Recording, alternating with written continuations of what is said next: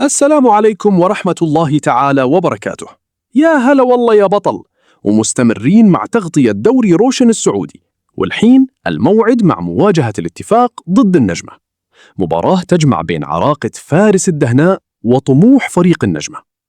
إليك تفاصيل اللقاء: موعد وتوقيت المباراة والقنوات الناقلة. التاريخ اليوم الاثنين 4 مايو 2026. الوقت الصافرة بتبدأ الساعة 19:00، يعني 7 مساء بتوقيت مكة. القناة الناقلة تقدر تتابع المباراة مباشرة على قناة 8. أجواء المباراة: شوف يا غالي، الاتفاق يدخل المباراة وعينه على ال3 نقاط عشان يحسن وضعه في السلم ويراضي جمهوره في الشرقية.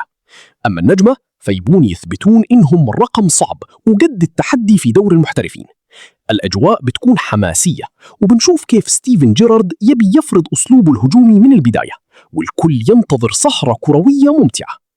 توقعات النتيجة: توقعي الشخصي إن الاتفاق بيخلصها 2-0 بحكم الخبرة والعناصر اللي يمتلكها الفريق في الخط الأمامي.